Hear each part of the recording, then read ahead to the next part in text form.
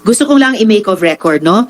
Ninilinaw ko po para sa kabatiran ng lahat na habang si Miss Alice ay in contempt sa Senado, mananatili siya sa PNP custody. Kung mag-post bail siya, dadali na siya dito sa Senate. At yun yung bahagi nung i-coordinate namin sa korte na may kinalaman sa detention niya sa ngayon. Madam Chair. So, Madam Chair. yes, before I proceed to my questions with Ms. Cherry, Majority Leader. But that doesn't affect my proposed motion, which I mentioned earlier, regarding the custody of Miss Alice Go. Na yung ipopropose ko mamaya that the Senate should retain custody of Miss Alice Go. It doesn't affect that you will I will be still able to propose that, propose that, Major. And, I will leave it to the committee to make the appropriate ruling. And Yes, I will lay Major. the grounds, Madam Chair. Pero baka ma-convince ko yung ibang members ng committee na tama yung sasabihin ko na ang may kustodiyang legal kay Miss Alice Go ngayon ay ang Senate as a whole, as an institution. I am sure you will lay the grounds, Major. Salamat po. And we will take it up at that proper time. So ngayon po, mga tanong kay Ms. Cherry. Ma'am? Sorry, Miss Cheryl. Okay, Cheryl Ordonia o Cheryl Ordonia Medina. So Miss Cheryl, i-confirm ko lang po, no? Kayo po ay staff ni Mayor Dong Kalugay? Yes po, Your Honor. Okay. Ilang taon na po kayo nagtatrabaho sa kanila? 4 years po, Your Honor. 4 years. So, mula po noong 2020. 2019 to 2020 po kasi. Yung 2020, nag-stop po ako ng 1 year kasi nag-business po ako. Okay. Then bumalik po Tapos, ako ng 2021. okay. Hanggang ngayon. Yes po. So, actually, a running total of 4 years. bali actually 6 years na. 2019 to 2022, 3 taon. And then 2021 hanggang ngayon, 3 pang taon. So 6 total. With a break in between nung nagnegosyo kayo. No po. Ano po? 2020. Bali, magpa 5 years pa lang po. Magpa 5 years. Okay. Kilala niyo po ba si Alice Guo? Yes po, Your Honor. And kailan niyo po siya nakilala? Siguro mga early 2022 po. Early 2022. So mga 2 years ago.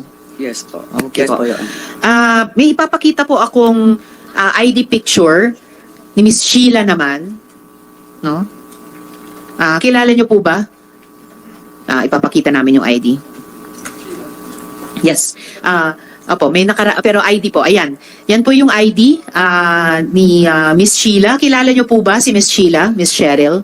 Yes po, Your Honor. And this ID was purportedly issued by the municipal government of Suwal. Anong klaseng ID po ito? Actually po, nung Friday po, may dumating po na letter from NBI. Parang investigation po yata regarding that ID. Okay. Pero nagkataon po half day lang po because of heavy rains.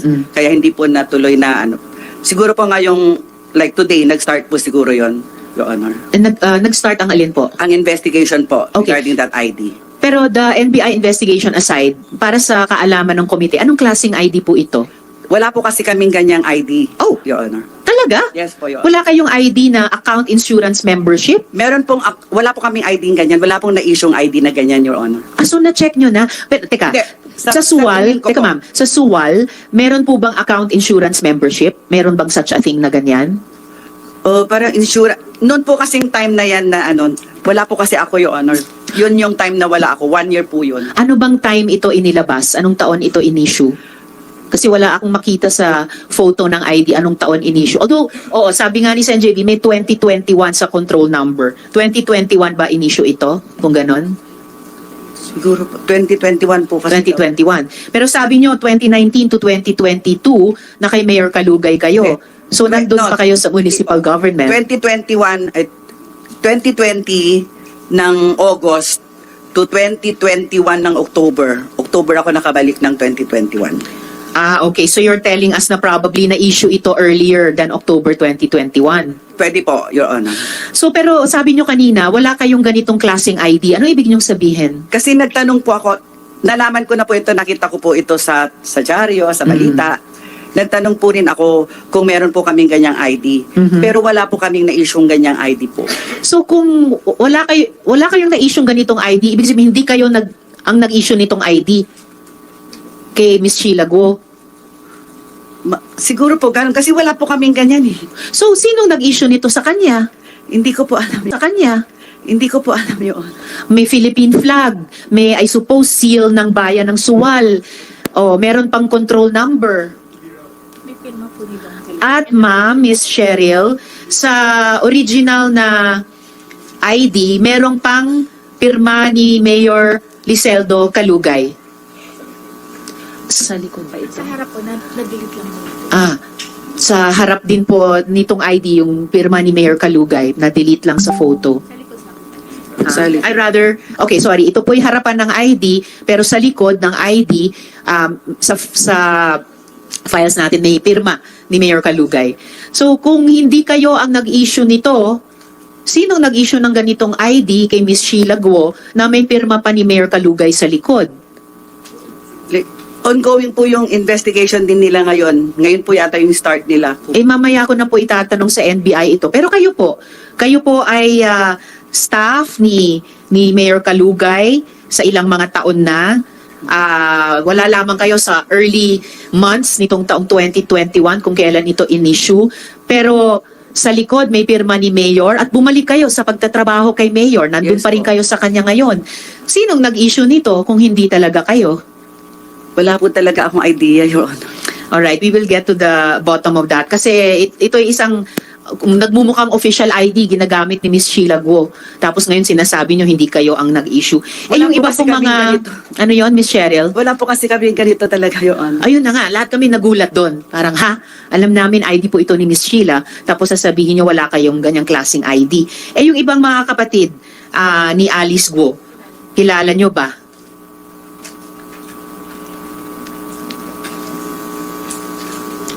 May papakita po kaming mga photos.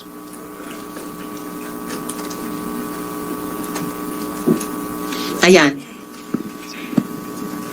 Ito yung photos nyo na si Wesley Guo, kilala nyo ba? Yes po, Your Honor. Si Alice Guo, kilala nyo, sabi nyo, no? Yes po, Your Honor. May trabaho din ba kayo, Miss Cheryl, kay Alice Guo? Wala po, Your Honor. Kay Mayor Calugay lang? Yes po. Sa munisipyo po ako employed. LGU Sa po. munisipyo. LGU kayo. Ano pong sakop ng trabaho nyo kay Mayor Calugay? Mga bagay pang LGU lamang ba? O kahit mga personal or business matters ay iniutos din sa inyo ni Mayor? Minsan po, pero talaga sa pagiging empleyado lang po ako. Ano po? Empleyado lang po niya ako. Yun na nga po. Pero empleyado sa LGU lang ba? Or empleyado din ba sa personal and business matters? Sa personal po, minsan pagka sa anak niya, ganun po. Okay. Minsan, personal, pati sa anak. Sa business matters, minsan din ba may iniutos sa inyo? Wala naman po, Your Honor. Wala sa business matters. Kilala niyo po ba yung mga assistant o mga secretary ni Alice Guo? Sino po sa kanila, Your Honor? Ilan ba ang assistant o secretary niya? Yung nakikita ko po sa picture, kilala ko po. Anong pangalan niya? Si Kat po. Si Kat. O yan, ito ay photo ni Miss Alice kasama si Kat. Anong apelyido ni Kat? Yan, hindi ko po alam, Your Honor. Tapos yung isa pang assistant, anong pangalan? Si G. Si G. Anong ang apelyido ni G? Hindi ko po alam, Your Honor, yung mga Hindi nyo apelyido. alam. Alam mo yung telephone numbers nila? Kasi Si Kat. nakuha na Kat lang namin po. yung dalawang pangalan nila at numbers. Si Kat lang po, Your Si Honor. Kat. Okay. I-provide nyo please sa komite yung telephone number ni Kat. Dahil sa previous hearing ay nalaman na namin yung first name niya at kinokontak namin sila. Pahingi din ng, i-corroborate ko lang kung yung nakuha naming numbers earlier. At least yung kay Miss Kat, pakibigay nyo rin sa komite. Alright, Yes po, Your Miss Honor. Cheryl? Salamat po. Yes, bago ko lang tawagin si SP Pro Temp, quickly lang bago ko tawagin si SP Pro Temp at matapos ako kay Miss Cheryl. Miss Alice, ano pong full names ni Kat at G? Mic nyo please. Si G po, alam ko po si G Pepito. G Pepito at si Kat, Si Kat, Salazar. Kat Salazar. Alright. Meron din kayo sigurong telephone numbers nila, Miss Alice?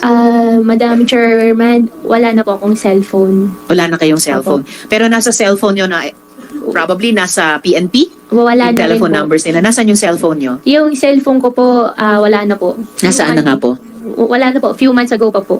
Paanong nawala sa inyo yung cellphone niyo a few months ago? Nung, ano po, kinuha po nung lady po na kasama po namin. Okay. Opo. How convenient. Pero sige. Sorry? Oo. Okay. So lastly, kay Miss Cheryl, kailan mo naman nalaman na wala na sa Pilipinas si Miss Alice? Yung lumabas po yung balita po. Kailan po yon? Kailan niyo po nabalitaan sa balita? Yung naglabasan na po sa mga dyaryo po, na wala na po siya dito. Ang mga anong buwan po yon na nabalitaan niyo sa mga dyaryo? Ito na lang pong August yun po, Your Honor. August, okay. And then lastly kay Miss Cheryl sa ngayon, nautusan ba kayo na iproseso yung pagpapanotaryo sa affidavit ni Miss Alice nung August 14 na submission? Kayo ba ay nautusan para doon? You are under oath, Miss Cheryl, Yes ha? po. Sino pong nag-utos yun? Ay, no. Kami pong magtatanong sa inyo. Inutusan po ba kayo na iproseso yung pagpapanotaryo sa affidavit ni Miss Alice para sa August 14 na submission niya? Wala pong nag-utos sa akin yun. You are under oath, Miss Wala Cheryl. po. Pero ginawa mo ba? Yes, Pinanotaryo nyo ba? Hindi po ako nagpanotaryo. You just said yes po. Hindi po. Ano yung niyasan nyo kanina? Hindi po ako nagpanotaryo. Your Honor. Hindi kayo nagpanotaryo na affidavit. Yes po. Lastly, you are under oath, Miss Yes po, Cheryl. Your Honor. Alright.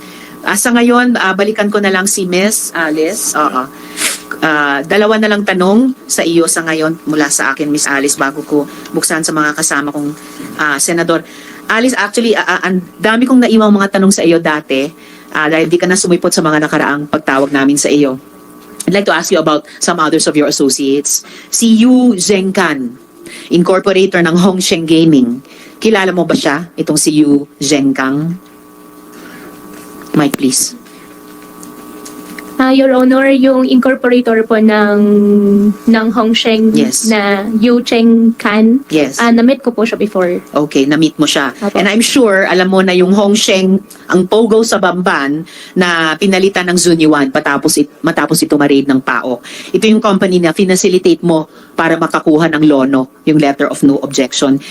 Kilala mo din ba si Hong Jiang Yang, na kapatid ni Michael Yang? Hindi ko po siya kilala. Kasi may shared bank account sila ni Yu Zhengkan na na-meet mo na. Si Yu Cheng Kan, na-meet ko na po. Pero yung Hong po, hindi ko pa po siya na-meet. Kilala mo naman ba si Michael Yang? Hindi ko rin po siya kilala, hindi ko pa po siya na-meet. How about si Gerald Cruz? Kilala mo ba? Gerald Cruz po. Gerald Cruz. Wala po. Kilala mo ba siya? Wala po. Hindi. Alright. At this point, buksan ko na muna. Sandali lang. Huling tanong pala dun sa aking para sa iyo ngayong araw. Opo. Miss Sheila, sino po si JP Samson? JP Samson. Meron kayong shared bank account sa kanya, di ba? Miss Alice? Opo, si JP po, kaibigan ko po. Meron po kaming second car na shop po dati. Okay. Opo. And meron kang shared bank account sa kanya, tama? Dati po para sa mga ng mga second hand cars po. Okay. Hanggang kailan itong shared bank account nyo ni JP Samson? Hindi ko na po maalala po yung exact date po, Your Honor. Bandang anong taon? Hindi ko na po maalala, Your A Honor. few years ago or many years ago? Few years ago po. 1 year, last year, 2 years ago, 3 years ago? Baka more than 3 na po. So mga 4 years ago. Hindi pa ako sure sa exact po, Your Pero Honor. mga 4 years ago. Or baka baka more than 4 or more than 5 po. Matagal na po talaga. So 4 to 6 years ago. Opo. Bakit nyo sinara yung joint bank account nyo ni JP Samson? Wala, na po. Hindi na po ginagamit po. Dahil, Hindi na po ginagamit po. bakit hindi na ginagamit? Ang doon sa second hand cars po kasi per commission, per unit lang naman po siya eh. Parang pang display lang po, ganun. So nung wala na pong transaction, wala na po.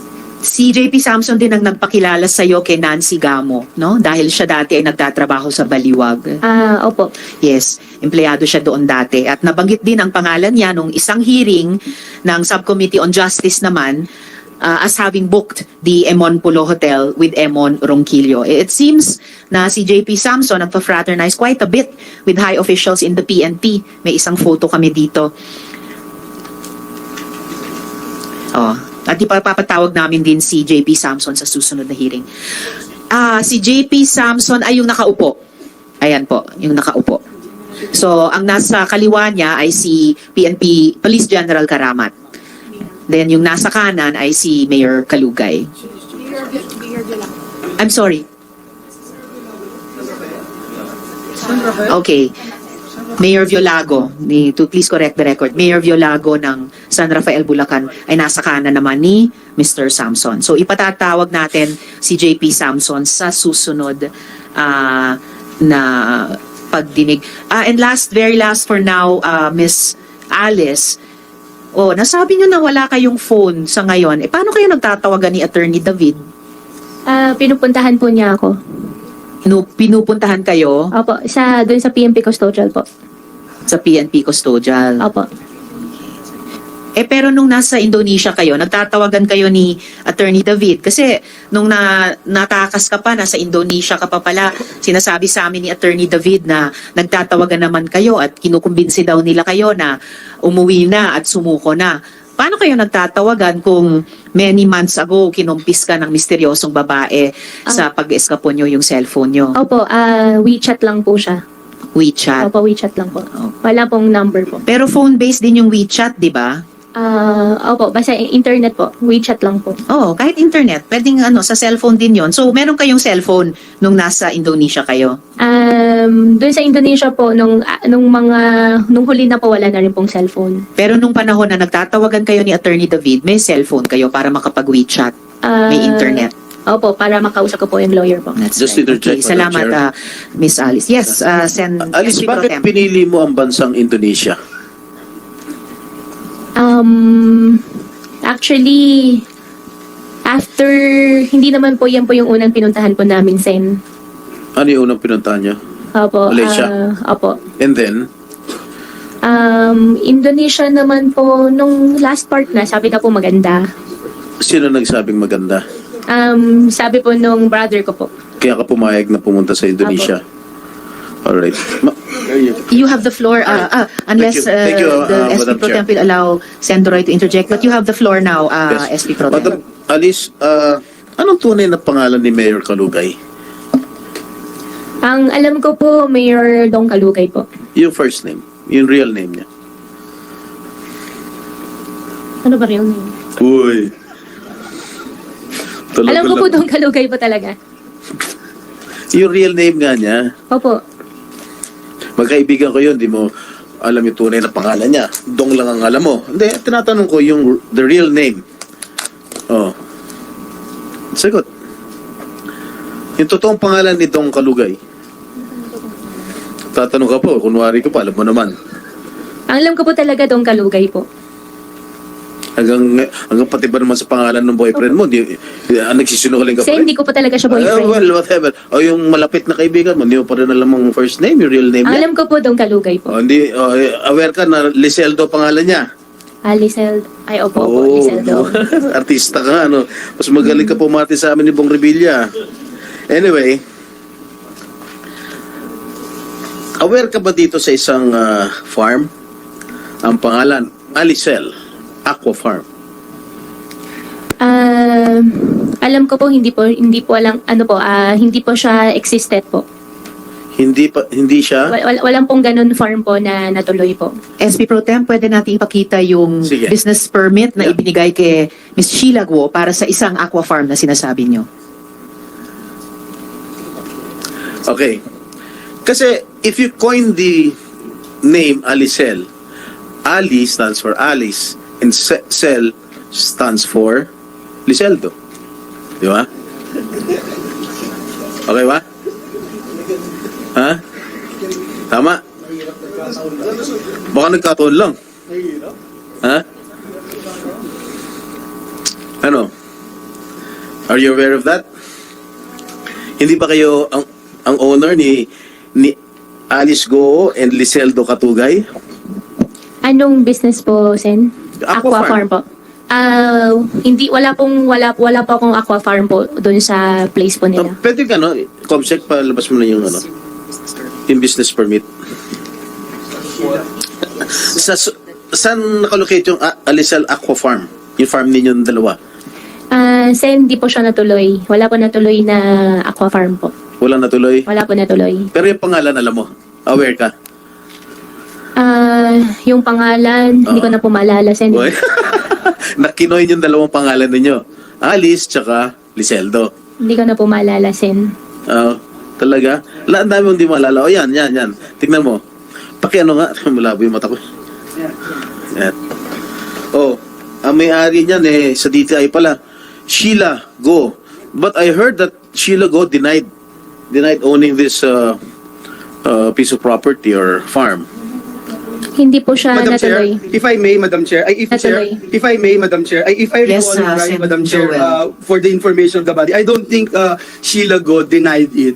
She was just saying, Madam Chair, na she doesn't know anything about it Okay. because, and I quote, Madam Chair, and the records will bail me out, she was asked by Gua Huaping, aka Alice Go, to sign these documents, Madam Chair. She was asked by Alice Go to sign these documents. And so, siya yung nagpapirma kay Sheila Go ng mga dokumento dito sa Alicel Aqua Farm. Madam Chair. Based on the statements right, of SP Pro Tem. Senator Joel, do you confirm it na ikaw nagpapirma kay Sheila Go nitong dokumentong ito? Your Honor, Di mo malala? honestly, may ganun proposal pero hindi ko na rin maalala na natuloy. Opo. Hindi mo na kasi Pero yun farm po, wala sa naman na po hearing- natuloy Dito sa yung farm. hearing ng last hearing ng committee ni Senator Risa, sinabi ni Senator Joel na sinabi ni Sheila Go na ikaw nagpapirma nitong particular na dokumentong ito. So you know that this is existing. Sen, ano po siya, siguro dun sa application po, pero yan Yes. po parang DTI certification na po siya. Is it true that you asked Sheila Go to sign this document to make it appear that she owns this farm? Sen, ano po siya, kung di po ako nagkakamali, certification na po siya. Dun po siguro sa DTI. registration po. Ano ba ito? Single proprietor? Huh? Kasi DTI lang to eh.